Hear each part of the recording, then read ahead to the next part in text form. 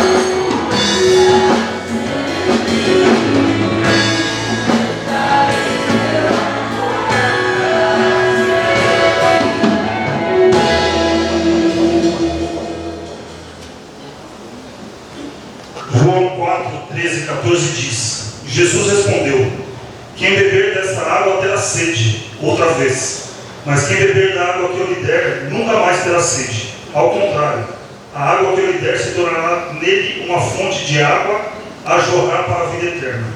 Coral dos Homens canta Água Viva.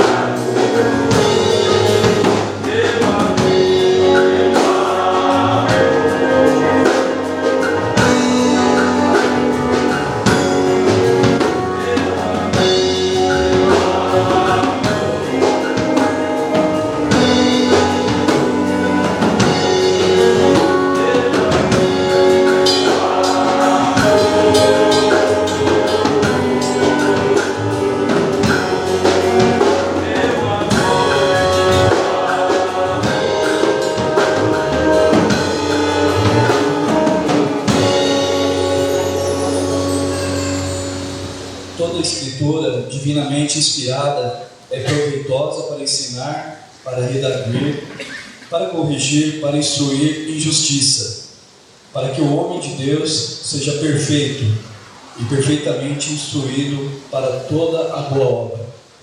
Neste momento eu vou estar orando pela vida do pastor que nos fará a mensagem.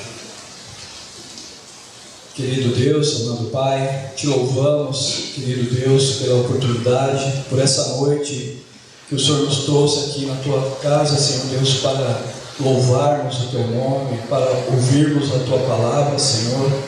E neste momento, Pai, mais uma vez pedimos pela vida do pastor Carlos, Senhor, que o Senhor esteja instruindo ele, ó Pai, que o Senhor esteja falando no coração dele e que ele possa trazer somente a Tua palavra, ó Deus.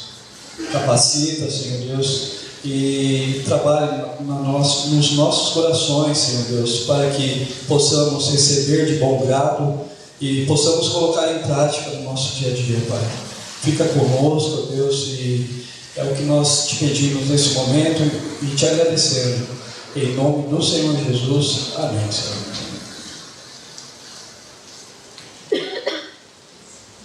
Irmãos, por favor, abram as suas Bíblias em 2 Pedro, capítulo 3. Para quem não está muito habituado, 2 Pedro está ali no final da Bíblia, um pouquinho antes de Apocalipse. Um pouquinho antes de Apocalipse tem as cartas de João e as cartas de Pedro. Enquanto os irmãos abrem, eu quero fazer pelo menos 3 agradecimentos. Quero agradecer a Deus a oportunidade de estar aqui mais uma vez falando com os irmãos. Para mim isso é importante. Quero agradecer os meus alunos que estudaram Apocalipse comigo 3 anos e a gente está encerramos hoje pela manhã o livro de Apocalipse. Com esse sermão eu quero encerrar e quero agradecer um amigo que é quase que um irmão para mim, que aceitou meu convite, está aqui com a gente hoje, que é o Emerson e a Tati. Lá no fundo tem 2 irmãos lá que Deus me deu. Um é o Brandão, que é o meu irmão mais velho, e outro é o Emerson, que é o meu irmão mais novo. Agradeço de coração ele ter aceitado estar aqui hoje. 2 Pedro, capítulo 3. Todos os versículos nós leremos. O texto é um pouquinho longo, mas é interessante a gente ler esse texto. Vamos lá, 2 Pedro 3. Amados, esta é agora a segunda epístola que vos escrevo. Em ambas, procuro despertar com lembranças a vossa mente esclarecida, para que vos recordeis das palavras que anteriormente foram ditas pelos santos profetas, bem como do mandamento do Senhor e Salvador ensinado pelos vossos apóstolos, tendo em conta, antes de tudo, que nos últimos dias virão escarnecedores com os seus escárnios, andando segundo as suas próprias paixões, dizendo: onde está a promessa da sua vinda? Porque desde que os pais dormiram, todas as coisas permanecem como desde o princípio da criação. Porque deliberadamente esquecem que de longo tempo houve céus, bem como terra, a qual surgiu da água e através da água pela palavra de Deus, pela qual veio a perecer o mundo daquele tempo afogado em água. Ora, os céus que agora existem e a terra, pela mesma palavra, têm sido entesourados para fogo, estando reservados para o dia do juízo e a destruição dos homens ímpios. Há, todavia, uma coisa, amados, que não deveis esquecer, que para o Senhor um dia é como 1000 anos e 1000 anos como um dia. Não retarda o Senhor a sua promessa, como alguns a julgam demorada. Pelo contrário, ele é longânimo para convosco, não querendo que nenhum pereça, senão que todos cheguem ao arrependimento. Virá, entretanto, como ladrão o dia do Senhor, no qual os céus passarão com estrepitoso estrondo, e os elementos se desfarão abrasados. Também a terra e as obras que nela existem serão atingidos. Visto que todas essas coisas hão de ser desfeitas, deveis ser tais como os que vivem em santo procedimento e piedade, esperando e apressando a vinda do dia de Deus, por causa do qual os céus incendiados serão desfeitos, e os elementos abrasados se derreterão. Nós, porém, segundo a sua promessa, esperamos novos céus e nova terra, nos quais habita a justiça. Por essa razão, pois, amados, esperando essas coisas, empenhai-vos por seres achados por ele em paz, sem mácula e irrepreensíveis. E tende por salvação a longanimidade do nosso Senhor, como igualmente o nosso amado irmão Paulo nos escreveu, segundo a sabedoria que lhe foi dada, ao falar acerca desses assuntos, de fato, como costuma fazer em todas as suas epístolas, nas quais há certas coisas difíceis de entender, que os ignorantes e instáveis deturpam, como também deturpam as demais escrituras, para a própria destruição deles. Vós, pois, amados, prevenidos como estáis de antemão, acautelai-vos. Não suceda que, arrastado pelos erros desses insubordinados, descaiais da sua própria firmeza. Antes, crescer na graça e no conhecimento do nosso Senhor e Salvador Jesus Cristo. A Ele seja a glória, agora e no dia eterno. Há alguns anos, eu tenho 51 anos, e há alguns anos eu ouço falar sobre o fim do mundo.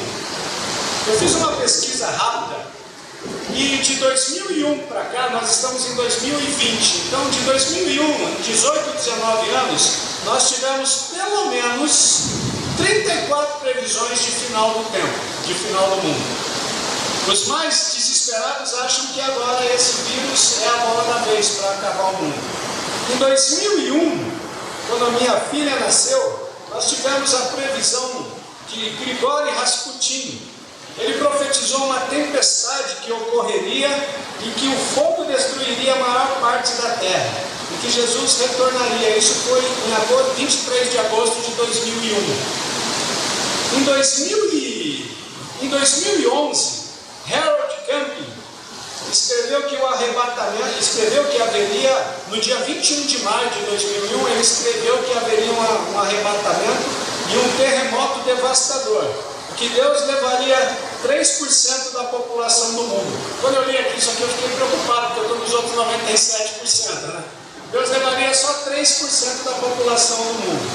A última previsão e a mais recente foi um tal de pastor Germano, dando aula ali, que a filha dele estava para fazer 18 anos, e ele previa que o mundo ia acabar em janeiro de 2020, porque o meu acordo com ela era que ela só poderia namorar depois dos 18 anos. Então eu combinei com ela e falei o seguinte: olha, você faz 18 anos dia 28 de dezembro, a gente comemora o Réveillon, o mundo acaba lá pelo dia 2, dia 3, a gente precisa nem voltar a trabalhar. O fato é que todas essas previsões falharam e continuam falhando. Se as previsões falharam, por que é que a gente estuda Apocalipse? Por que é que a gente lê esse livro? Pedro, quando escreve esse livro, algumas previsões haviam falhado no tempo que Pedro escreveu para a igreja. Ô Emerson, levanta a mão aí. Você é meu amigo do coração, cara. Eu acho que essa chuva é porque você veio, cara. Eu já tinha convidado ele, disse que não viria, mas está aqui hoje, acho que essa chuva é culpa sua. Mas algumas previsões já tinham acontecido naquela época, de que o mundo acabaria, e o mundo não acabou. Quando eu olho para esse texto e para a insistente verdade que a Bíblia fala sobre a volta de Cristo, a volta de Cristo ela é tão importante, irmãos, tão importante, que dos 27 livros do Novo Testamento, somente 4 livros não fazem menção da volta de Cristo. Gálatas, Filemão, que é quase um bilhete, para quem conhece a Bíblia, Filemão é praticamente um bilhete, e 2ª e 3ª de João.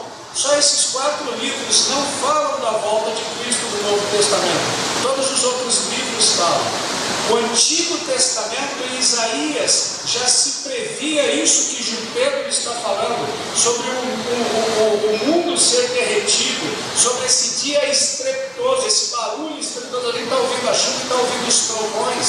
Então, Pedro fala que, olha só, nós combinamos aqui a sonoplastia, né? Então, Pedro fala que vai haver um estrondo tão grande e que o mundo vai ser abrasado. Quando eu olhei para essa insistência da Bíblia, eu lembrei de um desenho que eu assistia quando eu era criança, de uma motozinha. Eu acho que os mais antigos vão lembrar, que falava assim: eu te disse, eu te disse. Tem o som? Pode soltar.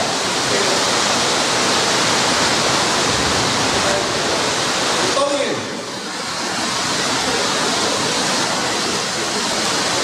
Tudo bem, não precisa de som. Para quem lembrou desse desenho, a história desse desenho é que tinha um Fusca e a namorada dele, e 4 motos, motos e carambos. E essa motozinha pequenininha do final, ele sempre dizia que ia dar problema, e o problema sempre acontecia. E ele sempre terminava meu desenho dizendo: mas eu te disse que ia acontecer.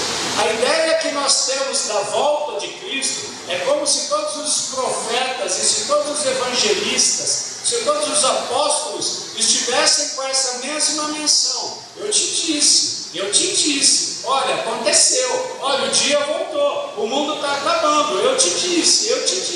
E Pedro escreve essa carta para os crentes daquela época de Israel que estavam sendo perseguidos, para fortalecê-los. Pedro escreve pelo menos 2 cartas. A primeira carta de Pedro é uma carta motivacional, é uma carta de, olha, o mundo é difícil mesmo, as coisas não vão melhorar, a gente vai ser perseguido mesmo, nem tudo acontece da maneira que a gente quer. Essa é a primeira carta de Pedro. A segunda carta de Pedro é para lembrar algumas verdades que o povo já sabia, mas que por alguns motivos, às vezes por perseguição, por sofrimento, o povo estava esquecendo dessas verdades.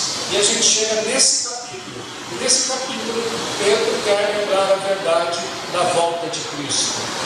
Para nós que acreditamos na Bíblia e em Jesus Cristo, essa é a verdade central do cristianismo. É a verdade nuclear, é a maior verdade do cristianismo que nós podemos pegar. Cristo vai voltar. Haverá um dia em que Cristo voltará. Haverá um dia em que Cristo virá buscar a igreja. Haverá um dia em que essa vida que a gente vive e que às vezes a gente reclama, vai chegar ao fim. Desse sofrimento, desse problema do coronavírus. Hoje eu estava conversando com um irmão, até esqueci o nome dele de manhã, que ele pegou de lado ali e falou: irmão, qual o seu ponto de vista teológico sobre essa questão do coronavírus? Ele pergunta, é difícil. Algumas coisas estão acontecendo. Essa pandemia, os gafanhotos, corvos, parece que de alguma maneira o que aconteceu no Egito está se repetindo. Aqueles irmãos que nós estudamos Apocalipse junto, nós vimos que alguns flagelos do Apocalipse remetem ao que aconteceu. A leitura que eu faço é que, de alguma maneira, Deus está mostrando para nós que nós não temos o controle da situação. Que por mais avançado que nós estejamos, uma gripe nos derruba. Uma gripe nos derruba. A gente está aqui cheio de medo. A gente normalmente se encontra aqui, se abraça, se beija, e a gente não pode fazer isso por causa de uma gripe. E o que Pedro está dizendo para aqueles irmãos, e serve para nós hoje, é que haverá um dia em que essas coisas não mais ocorrerão. Porque haverá um dia em que Cristo voltará.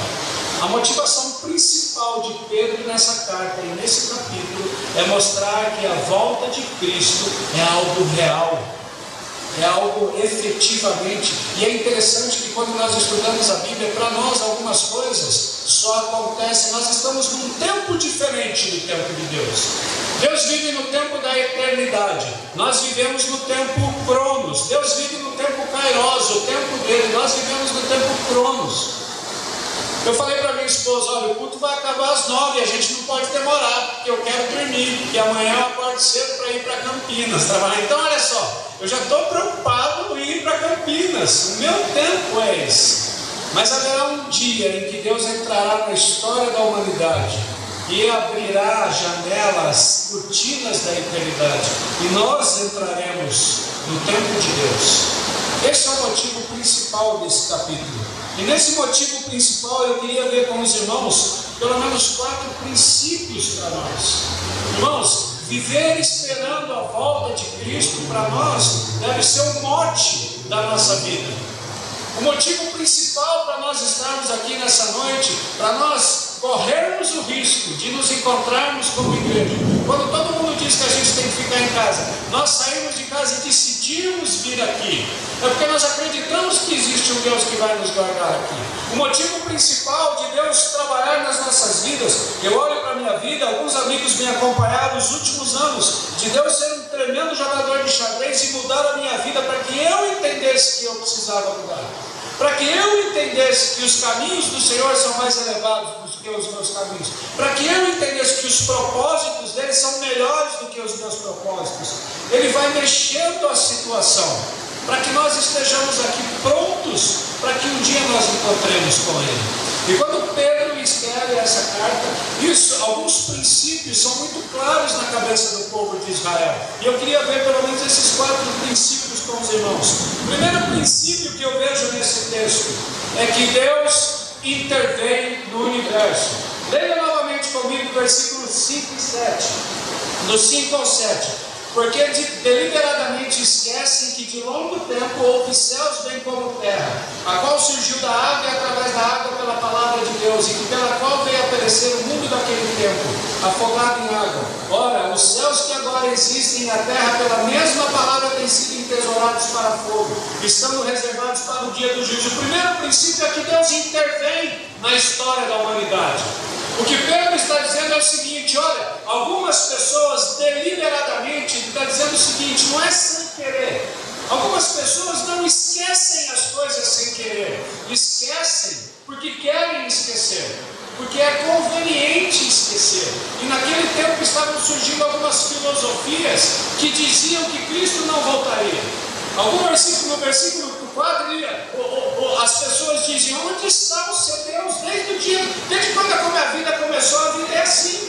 Está dizendo: olha, a vida sempre foi igual e não vai mudar. A vida sempre foi da mesma maneira. E Pedro está dizendo: olha, essas pessoas, e lá no final do capítulo ele vai chamar essas pessoas de ignorantes. Ele está dizendo o seguinte: eles são ignorantes por conveniência. Primeira coisa importante para nós é que Deus intervém na história da humanidade. Um dia, no tempo da eternidade de Deus, Ele decidiu criar a terra. E em Gênesis 1 tem a história da criação. No meio da criação da terra, há a criação de nós, seres humanos.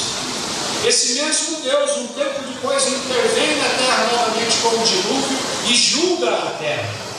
E esse mesmo Deus ainda fará uma nova intervenção na terra. E o texto bíblico está dizendo que essa nova intervenção, que céus e terra estão sendo entesourados, guardados, mantidos para essa nova intervenção. E essa nova intervenção será com fogo. Essa nova intervenção de Deus está refletida em Apocalipse capítulo 6, do versículo 12 ao versículo 17. Não precisamos ler agora que o texto é longo, mas anota aí, bota nas suas anotações. Você vai ver que a descrição de capítulo 6 de Apocalipse, versículo 12 a 17, que fala das trombetas, bate com o que Pedro está explicando. Há uma intervenção recorrente de Deus na terra. E por mais que as filosofias, por mais que o nosso dia a dia, quantas vezes a gente para pensar, irmão, seja sincero, na correria do dia a dia, acordar cedo para trabalhar, pegar trem, voltar de trem, apertado, dívida para pagar, o boleto que vai vencer, a água, o problema na escola, agora não vai ter aula. Quantas vezes a gente para pensar que Deus intervém na história da humanidade?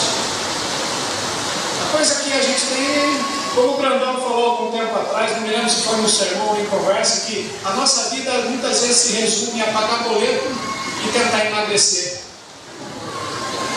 A gente passa quase que a vida inteira preocupado com isso. Quem é que para pensar que Deus intervém na história da humanidade no meio dessa vida que a gente vive? A gente não para pensar nisso. E o que Pedro está fazendo questão de lembrar, olha, eles estão dizendo que as coisas sempre foram igual, mas não são. As coisas nem sempre são iguais. Deus interveio na história da humanidade. Isso é importante para nós. Tem um enredo que eu gosto bastante que diz assim: tu és soberano sobre a terra, sobre os céus tu és Senhor absoluto. Tudo que existe tu sabes muito bem. E apesar dessa glória que tens, tu te importa comigo também. Ele intervém na nossa história, Ele muda os nossos rumos, Ele usa pessoas, usa situações, Ele faz maldição virar bênção, Ele faz problema virar alegria, Ele faz obstáculo virar caminho novo. Deus intervém, é isso que Pedro está dizendo. Pedro está dizendo: olha, não deem ouvidos a essas pessoas que estão dizendo que Cristo não voltará, porque Ele voltará. Ele prometeu, é uma promessa dele. Ele mesmo disse: vou preparar-vos lugar. Se não fosse assim, não teria dito. Vamos preparar. O primeiro princípio, Deus intervém na história da humanidade. Segundo princípio que há nesse texto, primeira coisa, Deus intervém no universo, na história da humanidade. Segundo princípio, versículo 8 e 9, leia comigo. Há todavia uma coisa, amados, que não deveis esquecer, que para o Senhor um dia é como 1000 anos e 1000 anos como um dia. Não retarda ao Senhor a sua promessa, como alguns a julgam demorada. Pelo contrário, Ele é longânimo para convosco, não querendo que ninguém pereça, senão que todos cheguem ao arrependimento. Segundo princípio, a lógica de Deus é diferente da nossa lógica. Quando nós lemos esses dois versículos, parece que é um paradoxo. Porque o versículo 8 diz o seguinte, que um dia para Deus é como 1000 anos e 1000 anos é como 1000 dias. E aí a gente tem que esperar um dia de Deus, dá 1000 anos. E no versículo 9 ele está dizendo, mas fica tranquilo que a coisa não demora. A lógica de Deus é meio diferente da nossa lógica. Por quê? Quantas vezes a gente já falou assim, eu não vejo a hora de Cristo voltar? Quem já falou isso?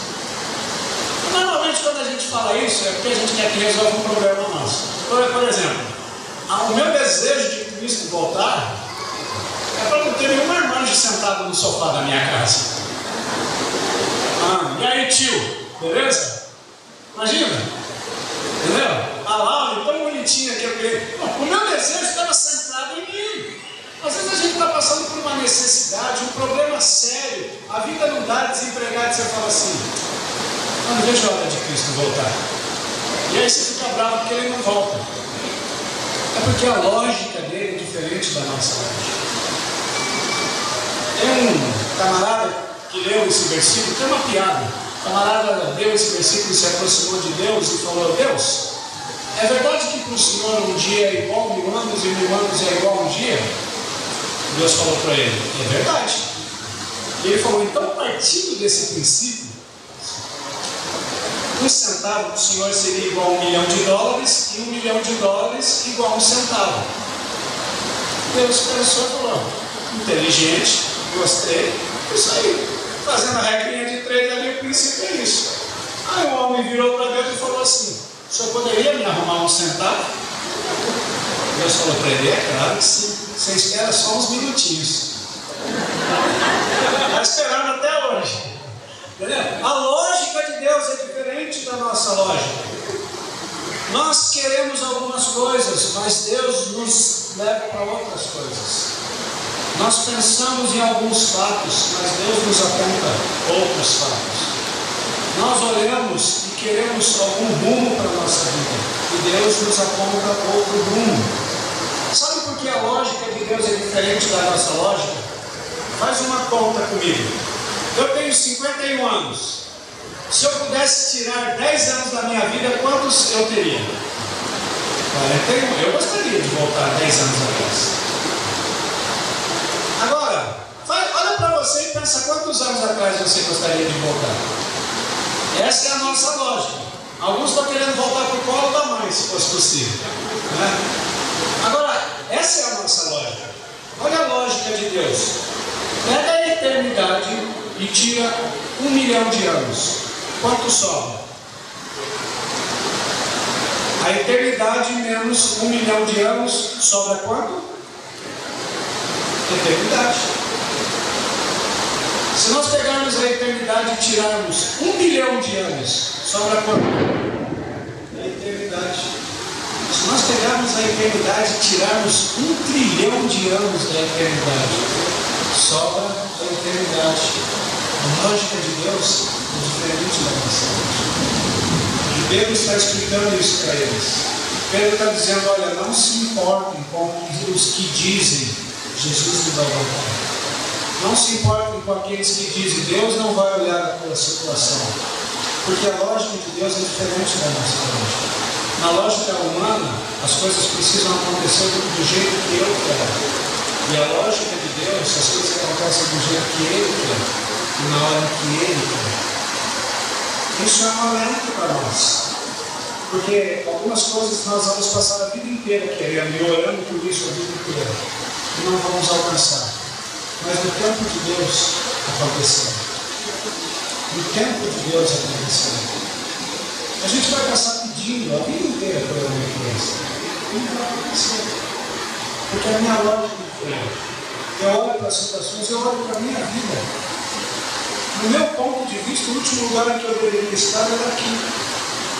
Mas por algum motivo da misericórdia de Deus, ele falou, não, a lógica é diferente. A gente olha para a história de Davi, eu já falei isso para os irmãos. Quando Davi faz tudo aquilo que faz para que Urias morra. E a Bíblia diz que Davi era um homem segundo o coração de Deus. Eu imagino Urias chegando no céu, encostando no lado de Deus, falando: Deus, posso te fazer uma pergunta? Claro que pode. A gente tem a eternidade inteira, pergunte o que você quiser. E Urias perguntando para Deus: como é que é seu coração? Olha o que esse cara fez comigo. Olha o que Davi fez comigo. Eu estou pensando que ele é um homem segundo o seu coração. Então, acredito que esse diálogo não aconteceu. Mas se tivesse acontecido, provavelmente Deus teria respondido para ele. Espera mais alguns segundos aí que você vai ver os salmos que esse cara vai escrever. Espera mais alguns segundos aí que você vai ver como é que esse coração vai se quebrantar. Como é que esse cara estará contrito. Salmo 51 diz que Davi dizendo: eu não vou te oferecer sacrifício, não adianta, porque o Senhor quer um coração quebrantado e contrito. Segundo princípio, a lógica de Deus é diferente da nossa lógica. A gente não entende a lógica de Deus. Muitas vezes nós não entendemos. O que nos cabe é aceitar e crer. Acreditar que Deus tem o controle da situação. É isso que Pedro está dizendo. Eu não sei como é que está a sua vida, eu não sei como está sendo por hoje. Mas eu tenho uma certeza de que Deus tem o controle das coisas. De que Ele está olhando a sua situação. A Bíblia diz que aquele que ora em segredo Deus o responde. A Bíblia também diz que Deus não é homem para que minta, nem filho do homem para que se arrependa. Ele diz que vê a sua situação. A gente não entende a lógica dele. E você sabe de uma coisa boa, você pode questionar a lógica dele. Nosso Deus é um Deus relacional. O meu filho às vezes me pede alguma coisa e eu falo não. Ele fala: por que não? Aí eu explico por que não. E ele vem com outro argumento, e eu vou com outro argumento, e vou, até que ele se convença. Às vezes ele não se convence, eu falo: é assim, pronto, acabou de decidir, chega. Aí já resolve a conversa ali. Mas Deus é um Deus relacional, e às vezes a gente pode questionar e falar: Deus, eu não estou entendendo a sua lógica. Você podia abrir a minha mente para eu entender a sua lógica, para eu viver um pouquinho nessa leitura, para eu entender. A gente estudou ali em Apocalipse todas as lógicas do final dos tempos. Pré-tribulacionismo, mid-tribulacionismo, pós-tribulacionismo. A gente estudou tudo isso. Quem fez aula comigo? Dá um mal na cabeça, não dá? A gente mistura todo domingo eu fazendo aquele desenho, e vai e vem, e sobe e desce. Porque o texto bíblico está dizendo: esquece essas coisas. Esquece isso. A lógica de Deus é diferente da nossa lógica. Vai chegar um dia que Ele vai voltar. E aqueles que estiverem preparados irão com Ele. Terceiro ponto que eu quero ver com os irmãos. Versículo 10, 11 e 12. Virá, entretanto, como ladrão o dia do Senhor, no qual os céus passarão com estrepitoso estrondo, e os elementos se desfarão abrasados. Também a terra e as obras que nela existem serão atingidas, visto que todas essas coisas hão de ser assim desfeitas. Deveis ser tais como os que vivem em santo procedimento e piedade, esperando e apressando a vinda de Deus, por causa do qual os céus incendiados serão desfeitos e os elementos abrasados se derreterão. Terceiro ponto: nós vivemos num período de graça, mas haverá um dia de julgamento. O texto bíblico está dizendo: olha, vocês vivem num momento de graça, mas esperem esse dia vai chegar. A minha posição escatológica é pós-tribulacionista. Eu acho que a igreja vai passar pela tribulação. Quase apanhei na minha sala, porque os meus alunos são pré-tribulacionistas. Acham que a igreja não vai passar pela tribulação. De coração, eu espero que eu esteja enganado. Eu espero estar preparado para o pior e acontecer o melhor. Mas o que Pedro está dizendo aqui, ele está dizendo: olha, esquece essas teorias, esquece essas lógicas que vocês criam. Acreditem apenas que haverá um dia, e que nesse dia Cristo vai vir. Terceiro princípio: nós vivemos num momento de graça. O que nós temos que fazer é aproveitar esse momento de graça para estarmos preparados para quando Ele vier. Os irmãos que conhecem a Bíblia, tem lá a parábola das 10 virgens, tem tantos outros textos que Cristo deixou, Mateus 24, vários textos, os primeiros capítulos de Apocalipse que falam das igrejas, que falam: olha, aquele que perseverar, aquele que venceu, esteja preparado, porque o momento vai chegar. Quando eu olho para esses 3 princípios e olho para Pedro, eu acho legal porque Pedro era um cara que ele não só ensinava a teoria, mas ele ensinava a gente a aplicar a teoria. Porque eu estou aqui já há alguns minutos falando com os irmãos, falando das coisas que Pedro ensinou, da certeza da volta de Cristo, da piada do cara conversando com Deus sobre dinheiro, de que a lógica de Deus é diferente da nossa lógica. A pergunta é, tá, e aí? O que isso quer dizer comigo? O que isso tem a ver com a minha vida? E Pedro pensava da mesma maneira. Ele ensinava e depois tornava as coisas práticas. Ele botava isso na prática do dia a dia. Eu queria ler com os irmãos a partir do versículo 14 novamente. Depois de tudo isso que Pedro explicou, ele falou, olha, é certeza que Cristo vai voltar, ele intervém no universo. Esse mundo vai acabar. O resumo da aula de Apocalipse, irmãos, que vieram hoje à noite aqui, desculpa se eu sou simples demais, mas o resumo da aula de Apocalipse é de que esse mundo vai acabar. Gorbachev, em 1985, escreveu um livro chamado Perestroika. E nesse livro ele diz que o arsenal nuclear que o mundo tinha naquela época era suficiente para acabar com esse cosmos que nós conhecemos. Não só a Terra, não só o planeta Terra, mas os outros planetas que nós conhecemos aqui, esse cosmos a qual os cientistas tiveram acesso. Alguns cientistas dizem que dar a volta ao cosmos são 93 bilhões de anos-luz. Eu não sei quanto é isso. Deve ser quase que a eternidade. Mas ele disse no seu livro, em 1985, que havia um arsenal nuclear para acabar com esse cosmos 27 vezes. O arsenal nuclear não servia para acabar uma vez, 2, 3, se explodisse tudo que havia de bomba nuclear, mas 27 vezes. Você sabe qual que é a boa notícia? E o que a Bíblia nos diz? Que quem vai dar o start para que esse mundo acabe e comece de novo não é a bomba nuclear, não somos nós.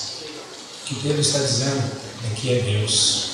Ele pode até usar as bombas, mas quem vai dar o start, quem vai decidir o momento é Ele. E aí Pedro deixa algumas lições práticas para a gente. Versículo 14. Por essas razões, pois amados, esperando essas coisas, empenhai-vos por serem achados por Ele em paz. Versículo 14 nos dá aqui o primeiro princípio para nós esperarmos a volta de Cristo. Paz. Sabe o que quer dizer isso? A gente parar de brigar.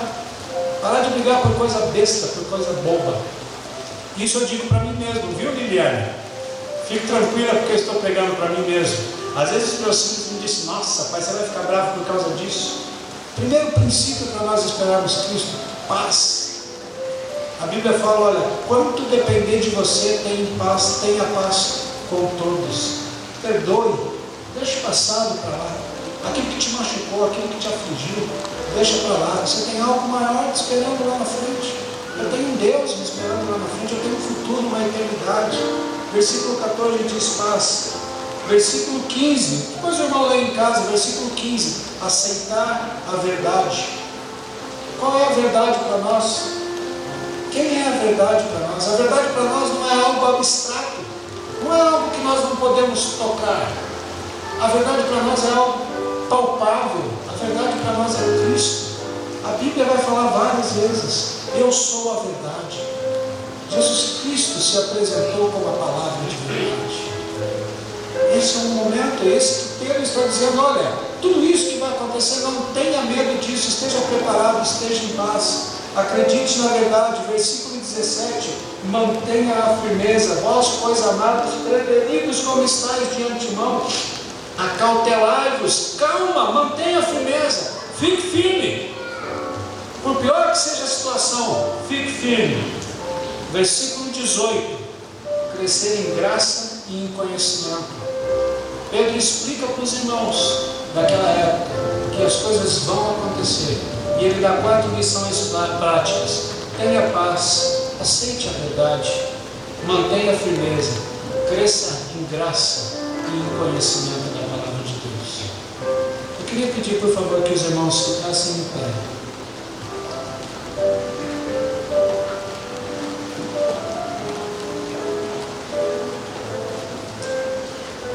nome de cristão ou viver uma vida cristã não é suficiente para ser salvo.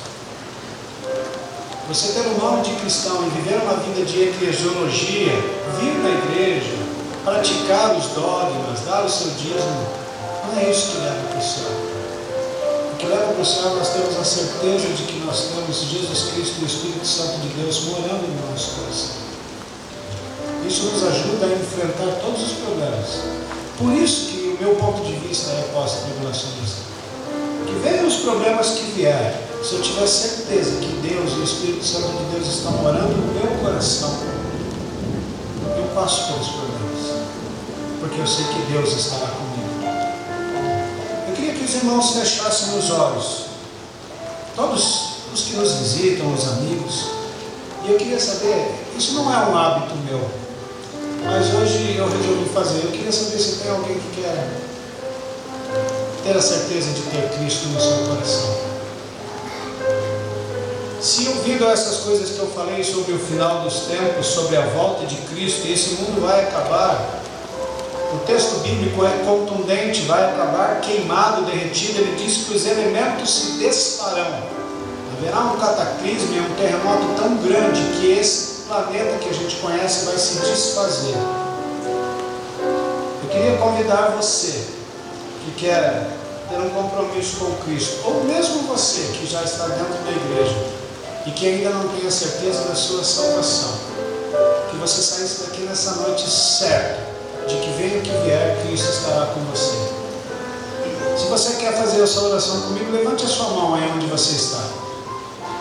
Feche os olhos, por favor, todos. Levante a sua mão se alguém quer fazer, e eu quero orar com você. Se você não quiser, beleza, quando você chegar em casa, você ora e conversa com Deus. Vamos orar juntos. Senhor Deus, no nome do Teu Filho Jesus, eu Te agradeço por esse dia de vida.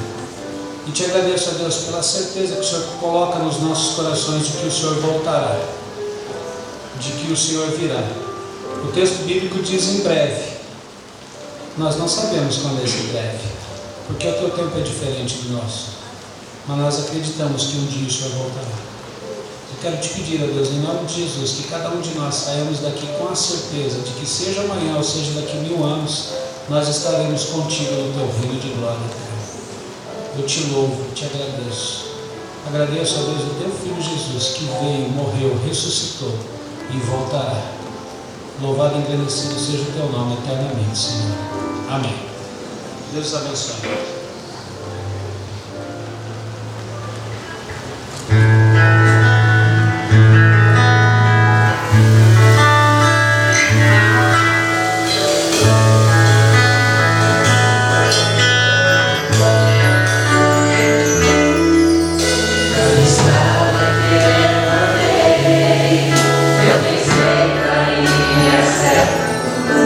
Toda prédica de Deus.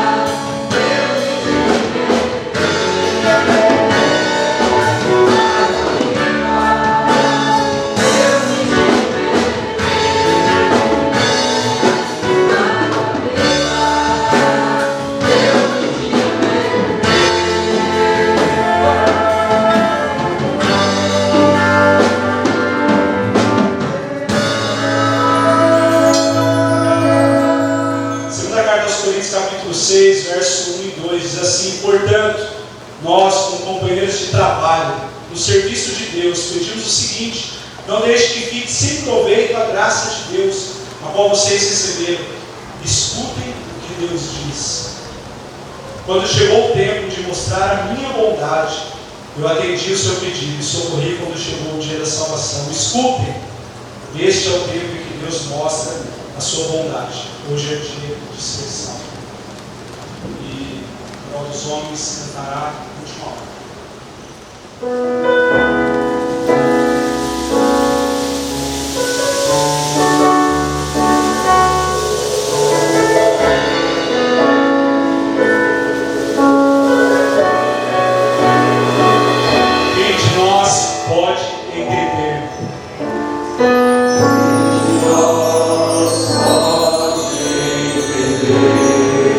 A urgência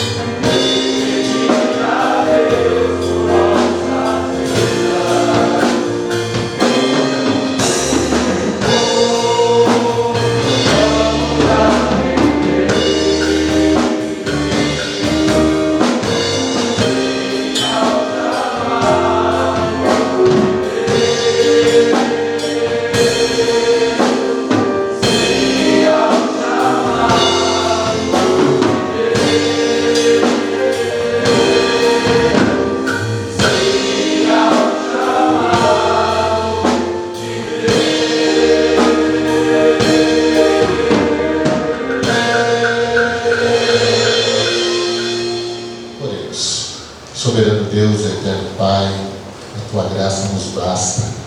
Obrigado, ó Deus, pela Tua presença, ó Deus, aqui na Igreja Batista em Brás Cubas. Te louvamos, ó Deus, porque o Senhor tem abençoado o Teu povo.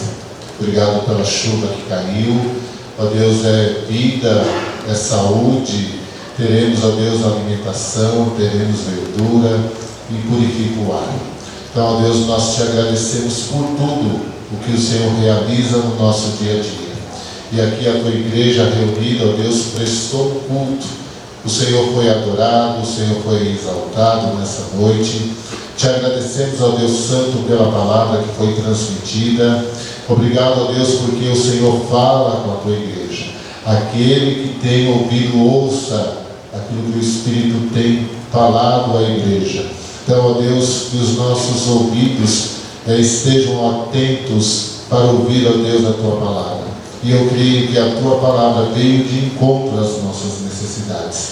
A Tua palavra salva, cura e restaura. Coloco nas Tuas mãos, ó Deus, a vida da Tua igreja, as necessidades que os Teus filhos e filhas estão apresentando.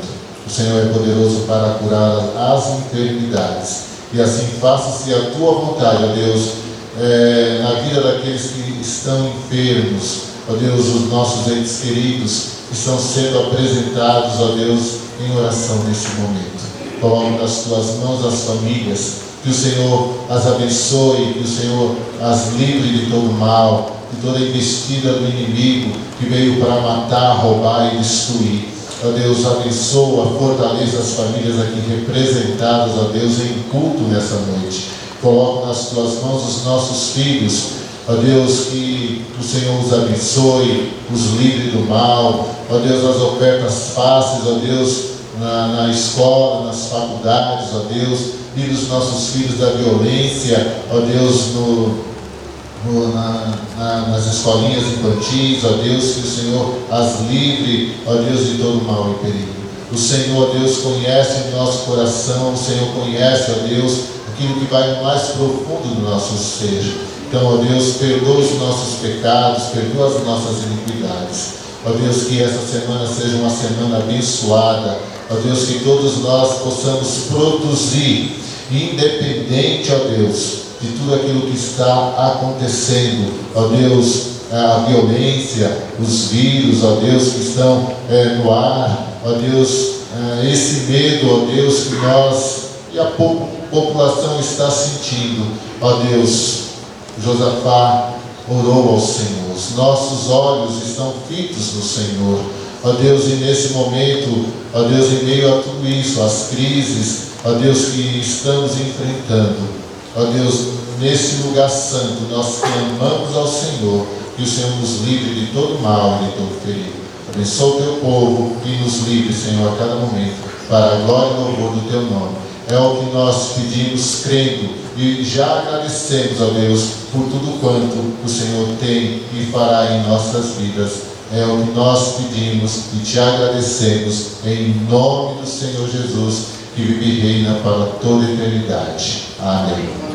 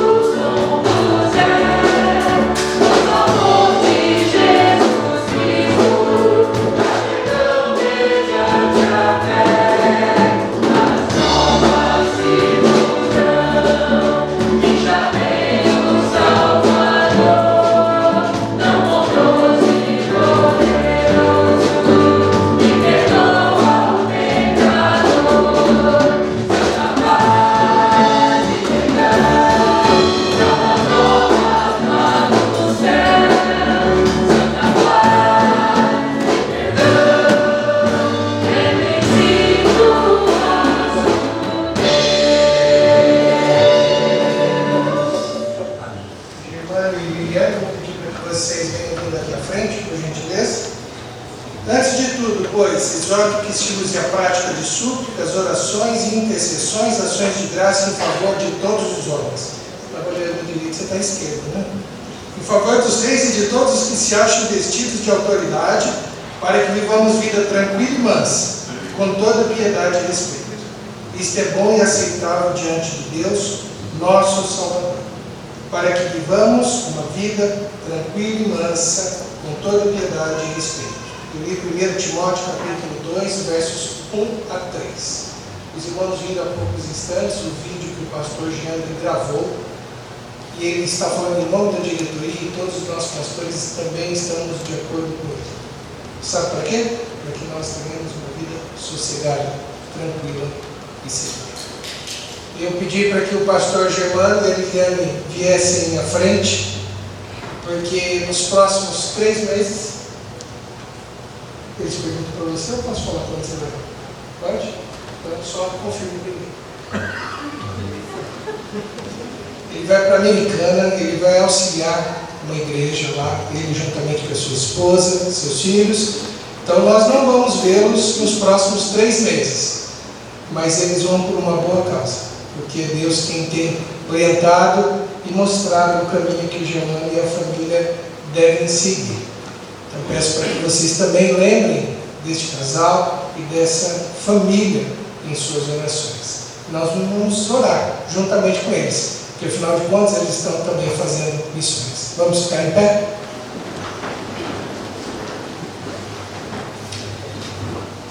Senhor Deus Todo-Poderoso, nosso Rei, nosso Salvador, o Senhor Jesus Cristo, que vive e reina para todo o sempre. Espírito Santo do Senhor, nós o amamos na beleza da Tua santidade, da Tua triunidade.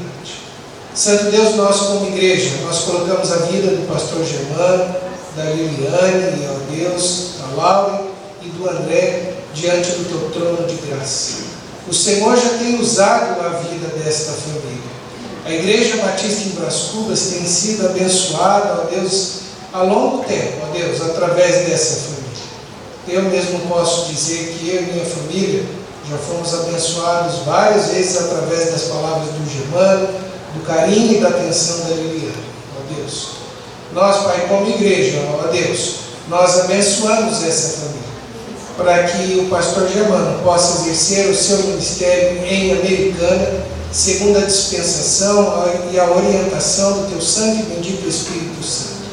Pedimos que o Senhor revista o Teu servo, ó Deus, bem como a Liliane, da armadura do Senhor, para que tudo quanto saia dos seus lábios, ó Deus, venha ao encontro da Tua santa e bendita vontade. E lá no local que lá eles estarão, ó Deus, eles possam abençoar tantas outras vidas como eles já têm abençoado aqui também. O tempo é do Senhor. Se forem 3 meses, se for mais tempo, se for até a volta de Cristo, o tempo é do Senhor, porque a família do Germano é do Senhor Jesus Cristo, que vive e reina para todo sempre. Que essa paz que o Senhor já colocou, ó Deus, no seu coração e na da sua esposa, possam reinar, possam superabundar as suas vidas, ó Deus, no trato para com o reino do Senhor. Que a graça de nosso Senhor Jesus Cristo, o amor de Deus Pai, a comunhão e a consolação do Teu Santo e Bendito Espírito Santo, sejam com o Teu povo que está reunido aqui, ó Deus, até a volta gloriosa de nosso Senhor Jesus Cristo. Amém.